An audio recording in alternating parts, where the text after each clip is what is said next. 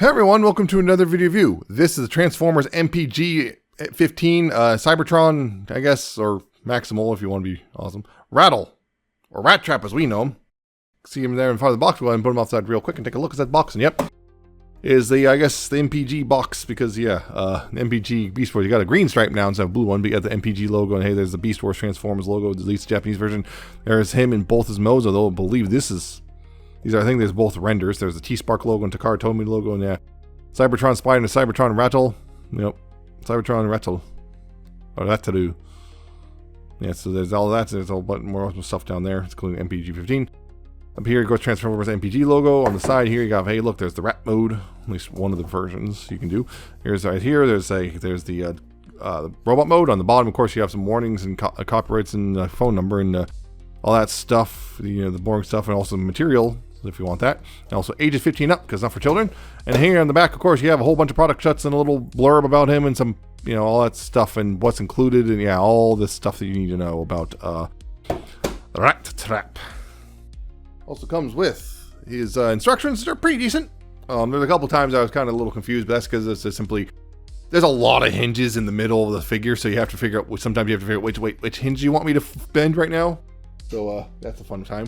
And then, of course, there's the bio card, which, hey, look, it's a nice little bit of artwork with the Beast Wars background and everything, and MPG-15 Cybertron Rattle, Cybertron Spy. And on the back, of course, you have a little quick blurb and, of course, some tech specs and the classic style and everything. So there's that. Guy I've been looking forward to for a while. It's Rattrap. I'm going to call him Rattrap from here on out because I'm not going to call him Rattle for the rest of this. He's Rattrap. It's Rattrap, and he's packaged in Rat Mode. So, hey, what do you know? Getting in close, you can see again. The whole thing was a nice bit of again you can see the fur detail in the plastic. It's definitely got, you know, that is actual, like, you know, that's textured and everything. You got his little eye, you know, little eyes picked out right there in black and white. You got those little whiskers right there, his nose, his little pink feet with little black claws and everything. His big old pink tail. For the most part, he cleans up really nicely. That's the thing. A lot of the Beast Wars MP guys have issues where, you know, the robot mode just kind of. Obviously, his robot mode parts are right there, and the only thing right here is right here. You can see a bit of his knees right there. Just, but other than that, he cleans up really nice, like really nicely. Like you can barely see any robot bits other than that bit. So that's a really good job on their part, I guess. Yeah, he looks really nice like this. He's a rat, and he looks really good as a rat as a whole. As for accessory stuff, I'll get into that a little bit because there's only one or two accessories that work. There's only two accessories that actually work in this mode. That's the cool thing. His gun is actually stored in there. In the box, it's of course stored in there. So it's like, hey, I don't have to show you how to do it because it's there. Don't have to show you how to do it there. Yeah, articulation. He actually has quite a bit of articulation in this mode. For one thing, you got the mouth can open. Right there, again, you can see some nice detailing there, including the teeth and everything. So open and close right there. The ears can wiggle back and forth like that, which is pretty nice. Right here, the front legs can go forward and back like that. Go forward and back like that right there on that hinge. There's an outward swing right there. There's a hinge right there, which is real nice. Goes that far. You have a rotation there and a hinge right there. That's on both sides. Right here at the rear legs, you have a rotation right there. You have hinges. Right, you have a hinge right here, which, you know, got a bit of range on it. You got a hinge right there, and you're also going to go outward a bit if you need that for whatever reason, because of the double hinge. You can also bring it up a bit if you need to. Quite a few hinges and whatnot on those. And then right here at the tail, you have a rotation joint right there at the base, and then there's multiple hinges. You know, you can see that throughout the whole thing. So there's a lot of range here. Yeah, there's quite a bit of range on the tail itself, although it kind of wants to default to, that more or less. So yeah, and of course the other cool thing is because of this, there's the whole upright mode, which, well, it's pretty straightforward. What you want to do for upright is you want to bring this up right here and just kind of hinge this up like that, and then bring the tail back like so, and then you bring the hind legs down. Kind of extend these out a bit. Gonna have to extend the hind legs down a bit, like so. Going up here, go ahead and, you know, manipulate these, you know, they tell you to shoot it like this, and then you take the head here, you want to untab it from here, bring it down, and then slide it back a bit, and now he's upright, which is really cool. They did that because he was upright a lot in the show, so, you know, kind of cool that they did this. And, you know, because of this, you know, this also allows things like, you know, this butterfly joint right here, which I actually somehow failed to mention entirely, is now becomes a big deal, because now he can, you know, do poses that, you know, like this. He can, you know, you can do stuff like that. He can, you know, he can kind of be, you know, be cute. Because, yeah, Rattrap would be just kind of just doing stuff like this, you know, all sorts of stuff, which, yeah, it's pretty cool that they did this. And it hides away the fact that, you know, kind of, you know, adjusting some stuff back here pretty well, too. So it works pretty well, actually. I'm kind of glad they did this. They put a little bit extra work into this. Now, the other thing, of course, is cool here is this head can be swapped. You can see there's just right here, there's a slider. You just, well, slide it off the rail like this. You know, the top of the head comes off, and you get, well, hey, look. Look at that. And you got this alternate head, which essentially the difference is, well, you can see it's got actual, like, little nylon whisker things, just, you know. So you want to use this one, I would say, if you're going to transform into, if you're going to transform him into robot mode, definitely have this one attached, the one without the nylon whiskers attached, because that way you don't risk being these bent to crap, like, you know, like, say, on my Cheetor or Tigertron. Yeah, just you see there's the little nubs right there, and there's little, again, there's a little rails right there. You just make sure to slide that over. I'm trying to do so. This head in particular is a bit of a pain trying to get it to slide on. I don't know why. Because, yeah, the default head slides on and off just fine, but this one likes to catch. There we go. Yeah, push it all the way forward. You can see there's a gap right now. Just make sure to push it all the way forward, and there you go. And now he's got his whiskers and everything. Tab that in and bring this back down to his, I guess, quadrupedal mode.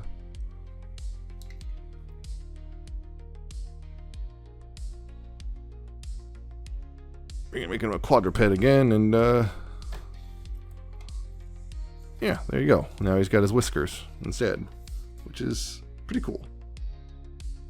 So there you go on that. There's one other thing, but I'll show it off after they do the comparisons, because of it requires another figure for it to work. So we'll do that. But first, yeah. So speaking of comparison stuff, actually, let me do comparisons. Before I do comparisons, though, there is measurement stuff, which is, let's see, yeah, as a whole.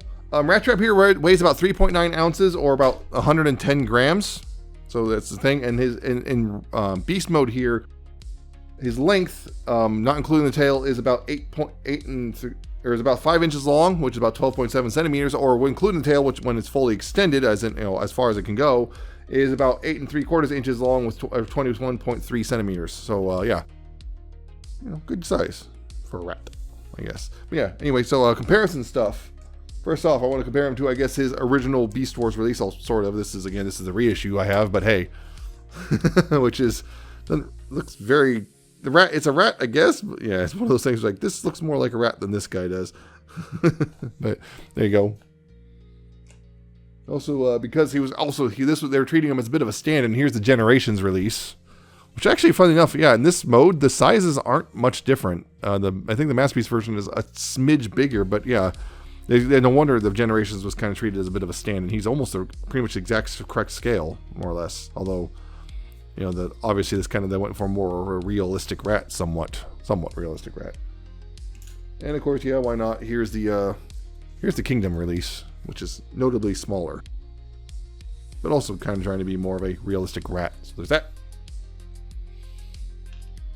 And now, because we can, I'm going to put him right in the center. I'm going to adjust this a little bit. But I'm going to show the most of the Maximals so far, which is pretty much almost all of the Season 1 guy. Yeah, there's the Maximals so far.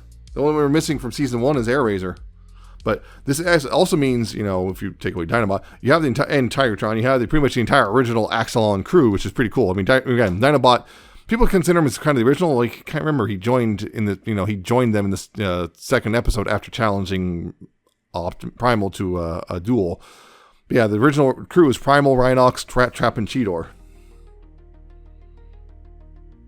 But yeah, there's that season 1 Maximals. Hooray! Now, Primal I'm going to keep here because this is where the the whole accessory thing. Because multiple times in the show, Rattrap rode on his back. So they included this little piece right here. It's a little translucent piece you can see. So focus. Hey, focus. There we go. And this attaches to the bottom right here. You see these two slots right there. This attaches to those slots like that. And then this, with Primal in this mode, flip this peg out, and they'll go into that center hole right there.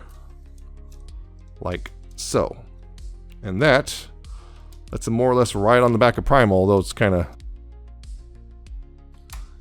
interesting. But yeah, it lets them pretty much ride on the back of Primal. Primal can actually hold him pretty decently, all things considered, That's pretty cool. Except, yeah, there he goes. But yeah, weirdly enough, once you attach him to Primal, he detaches from Rattrap a lot easier. So there's that. The other thing, of course, is 2 more things this can do, which getting him situated again. Yeah. Of course, you can use it with a Masterpiece stand. Bring this down a bit just so it's a little better in frame.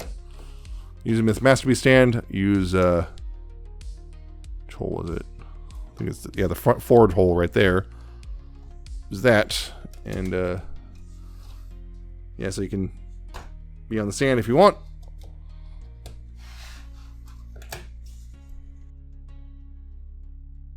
And the other thing is, yeah, what you can use with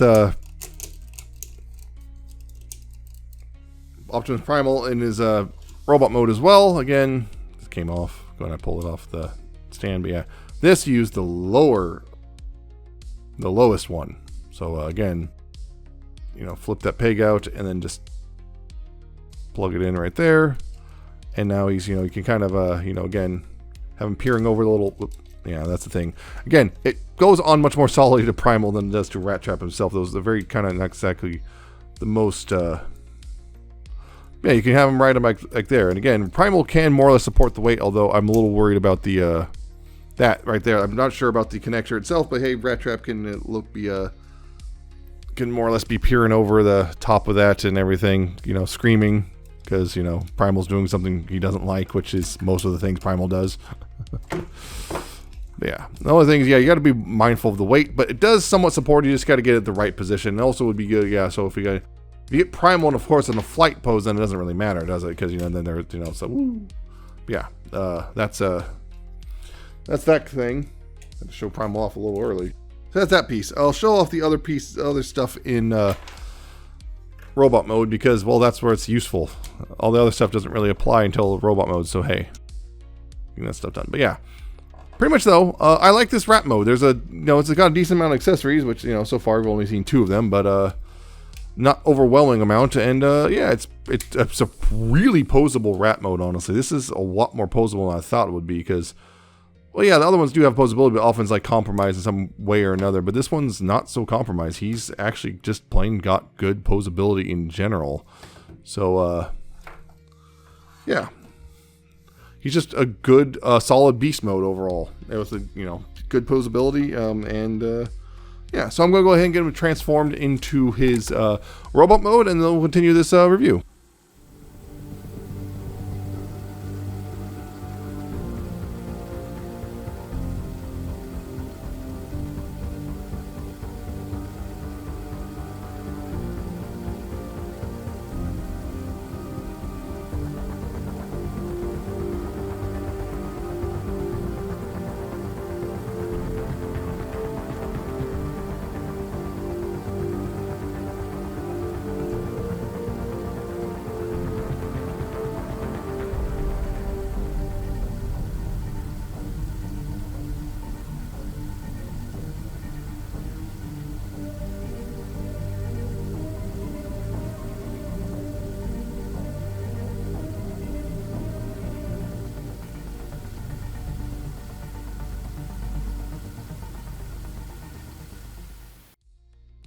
And yes, robot mode here is, well, it's a really good representation of Rattrap from Beast Wars. You see, yeah, I'm kind of getting it close a little bit.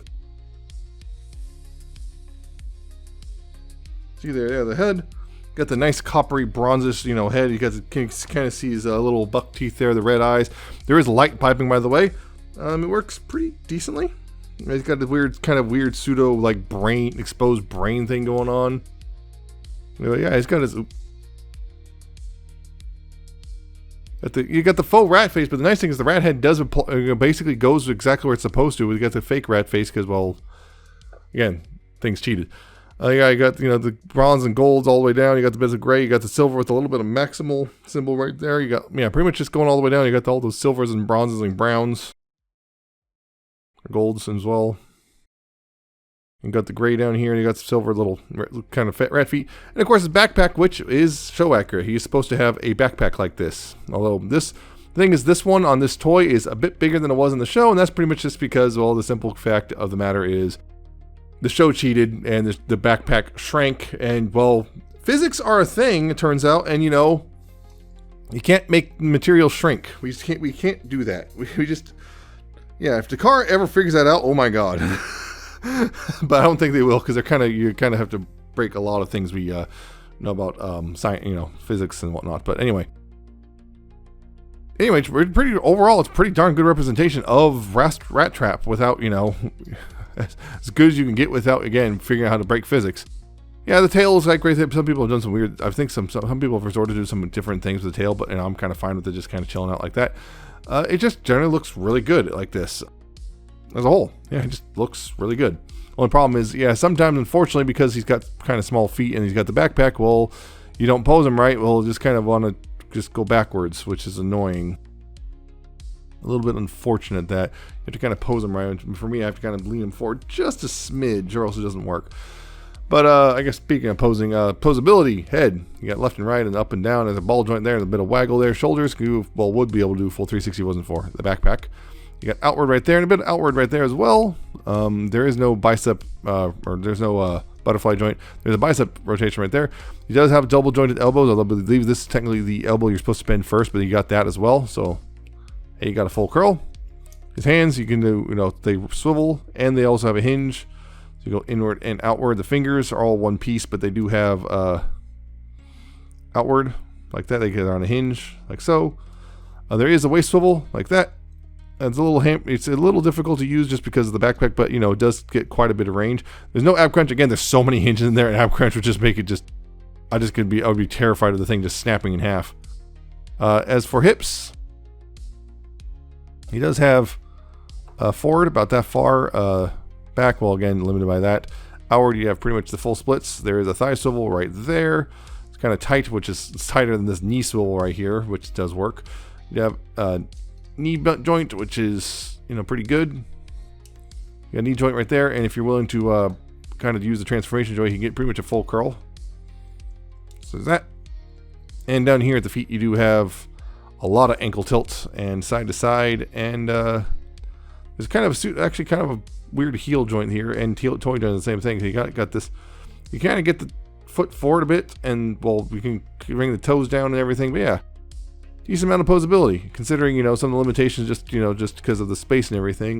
Decent amount of posability. The only thing, I wish the knee swivels are a little bit tighter. And on top of that, one thing I forgot to mention as well, which is this right here. Unfortunately, the backpack, you can see it's untabbed right now. It keeps untabbing itself. It's supposed to tab in, but this has been a seemingly common problem, which is it doesn't really fully tab in. It's like, it doesn't really hurt anything, but yeah, I've noticed I've had to more or less like just really put a lot of pressure on it, and then sometimes it'll still undo itself. But yeah, I have to like put a lot of pressure on it to keep it like force it to stay tabbed in, and even then it'll just some random time just go pop, and then you hear it go pop, and then it untabs itself. And it's not a huge, it's like a deal breaker. It doesn't really hurt anything if it's untabbed, but it is a little disappointing that doesn't quite work right. And yeah, you can, by the way, you can use this head. I mentioned it before, but you can use this head for transformation, but that will cause the nylon to be kind of doing this, just like it did the Cheetor back in the day, so you don't really want to use that one if you can avoid it. But anyway, as for accessories, of course, he has his gun, which you saw during the transformation, which, you know, unfolds like that. And with the cool thing, you can see there's a little little bug symbols, you know, all those times he shot Predacons and stuff. There's a little maximal symbol right there as well if it stays focused. Again, it's just generally nice. It's got the gold and kind of that bluish silver right there, and it's the same thing on this side. You know, it's still got the bug stuff. So stay focused right there. And yeah, that goes in the hand pretty quick, simply. You know, just again, it's tab and slot, so you got those tabs. There's a little slot in that palm, and goes right in there, and he holds it pretty decently, actually. It actually goes in pretty securely. I'm very impressed by that. There's that. Really cool, also really cool thing, because he always had those little bombs. They're there. I'm gonna get that out of his hand, but yeah, they're there in his forearms. You can open that up right there, and look, there's one of them. There's one on each side. Actually, you can see they're in there, and to get them out. And the cool thing is, you get them out, you open that up, and right here to get them out, there's a little right here. You can see a little tab thing right there. You just push down that a little bit and pull it the rest of the way out. Or just let gravity do it for you. And yeah, it's pretty cool because, again, that's my biggest problem. Just simply staying standing is sometimes a little bit of an issue.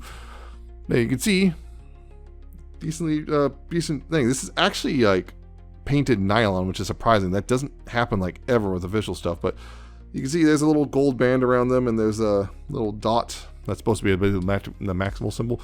You can see also the tab on the side is offset slightly because, well, if you pull it out of this hand, if you want the painted part pointing forward, you pull that one in the right hand and vice versa, because it makes sense. You know, he'd reach over from one hand to, you know, reach into the arm and pull it out, and that just tabs in the same way the gun does. And it's a pretty decent tab and slot thing. Just got to get that lined up properly. If we could just, there we go. Yeah, it tabs in and he holds it. It's a fairly decent hold, convincing enough. It looks like he's holding his little, you know, bombs, his little explosives. So, hey, that works pretty well. That's pretty cool. And then, again, there's two of them, and they're on each. And again, when you put it back in, make sure to, you know, line it up so the top, the tab goes near the elbow. Just line that up and just put it back in, and it'll. There we go. Yeah, tab that in and close that up, and there you go. So yeah, that's pretty cool that they have those. I'm really glad that those made it in.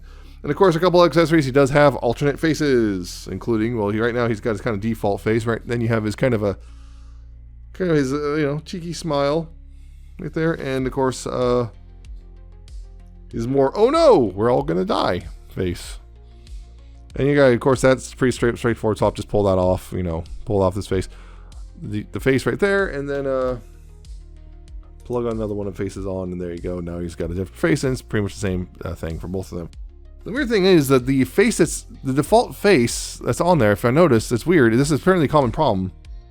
If you look on the side there, there's a little scratch. Seems to be a pretty common issue, which is just for whatever reason the default face has the scratches on the side there. Don't know why. There's one other accessory, which is this stand piece, this little stand piece, which is different one. The other one's smaller. And this, what you do is you bring this back and kind of just get that out of the way. You see right there between the legs, there's this, and this just plugs in to this bit right there, and that allows you to put them on the stand, a masterpiece stand. Of course, you got to be careful when you plug it on, because you don't want to accidentally unplug it, because again, it's that weird thing of like it's going to secure itself better to the stand than it does to the figure. It seems to happen pretty frequently with these things. I don't know why. But, you know, you can see, there he goes. He's on the stand. And, yeah. Pull that off, and there we go. Yeah, so, this all reset, and, yeah. That's Rattrap's robot mode as a whole. It looks really good. It poses pretty well. The transformation, by the way, is actually, again, the transformation was, I would say, out of the box is a little intimidating, just because of, again, mostly because there's 7 billion hinges right in his middle. But overall, once you figure it out, it's actually really not that difficult, and it's actually pretty quick and easy, and it's actually pretty solid. The only thing is, going back to rat mode, I would say there's a couple times where it's really easy to actually accidentally get stuff caught on its, the figure caught on itself, so that in such a way that you're like, oh, going, what the heck is wrong? Why won't the rat mode, why won't it like come together? And you find out you got one little thing out slightly out of alignment. But good news is it doesn't take too much to get it back into alignment. Well, okay, and also of course measurements in this mode. He is to the head. He is about 5.5 inches tall or 14 centimeters tall. So there you go. Yeah, overall, really good figure, I think. So yeah, gonna do some comparisons real quick. So first of all, of course, here he is with, well, again, my reissue of the original Rattrap.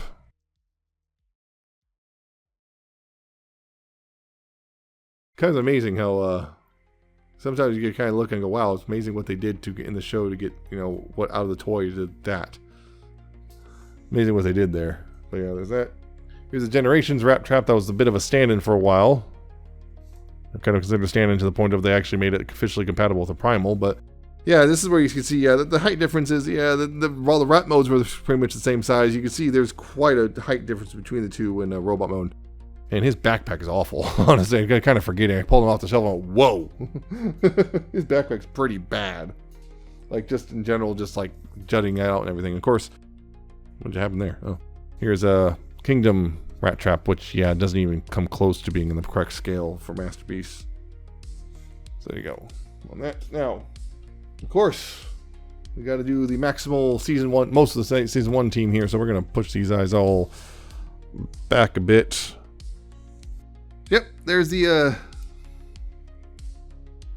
maximals we got. All but one of the Season 1. Again, Air Race is the last one we don't have, which is interesting. I mean, you're still going to need plenty of Predacons at this point, but yeah, officially anyway. But yeah, they look real good together. I'm really happy we're getting so close. I just need Air Razor. And of course, the thing is, apparently I'm hearing the rumor, I'm not sure if this was debunked or not, but the last I heard, the rumor was the next Beast Wars MP will be Waspinator, so that will be very interesting. That is Rattrap in a nutshell. Fantastic little figure, honestly. He's got a really fun, way more expressive. The alt mode is way more expressive and posable than I assumed it would be. There's a lot going on there. The transformation is. Once you figure out the general transformation scheme, he's actually pretty solid. It's just kind of getting to that point of going, oh right, okay, this makes sense now. Figuring that out. Once you figure out how it works, it's actually pretty quick and easy to flip between back and forth. It's a really solid transformation, well designed, I think. And you get a robot mode, which is pretty close to screen accurate to the screen. The only caveat being the backpack's bigger than it should, quote unquote, should be, but that's just the nature of. Physics is a thing. You can't just ignore physics like the CG cartoon could. So he's really nice. If you're a Beast Wars, if you've been collecting the Beast Wars Masterpiece guys, or you just really like Rattrap, which who doesn't like Rattrap, he's a good buy. He's definitely a solid figure and really fun, worth picking up. From like domestic retailers, at least for me, because yeah, I had to pick it up from the Chosen Prime thanks to Ami still not shipping to the US at this point. It's about $115. Less so if you're able to get it from a JP retailer and you don't live in the US, it'll be way less than that. Yeah, because I think for me it was marking Ami was marking as something like in the neighborhood of $80 before shipping and everything. So at this point it's going to be kind of, thanks to tariffs and everything, kind of be a wash. But yeah, so you're going to cost you in the neighborhood of somewhere in the neighborhood of US. It's going to cost you somewhere around $100 to $120. And I think it's worth it. It's really well done. He's got just the right amount of accessories, honestly, for me personally, just to be like, not all crap I have to put in a box, but also relevant. That's not like okay, cool, that's that one thing from that one time. I kind of despise that sometimes, but he's just solid. I think he's well worth the value, and he looks good and everything. He just is just a good, fun Masterpiece figure, and I'm really glad he exists. And I just also find it funny that he kind of came out at the same time as his great aunt RC. Was it Aunt RC? Yeah, his great aunt RC. Same day. Someone at Takar knew what they were doing, I swear. But yeah, he's just good, and I highly recommend picking him up if you like Rattrap or Beast Wars. Period. He's just that good. The only thing is he's one of all the Beast Wars figures, one of the three I have now, I guess, of the Beast Wars MPs that have balance issues. Him, Dinobot, and Rhinox have a tendency to just kind of want to be wobbly and fall sometimes. So that's fun. At least when he falls over, he doesn't take out half your shelf. At least he shouldn't, just because he's smaller. So, regardless, yeah, I'm babbling, but yeah, he's great, and you should pick him up if you haven't already. So that's it for this review. Hope you found it informative or entertaining. Hope you like, comment, subscribe. Check out my social media down in the description and in the video. I'll see you next time with another video review.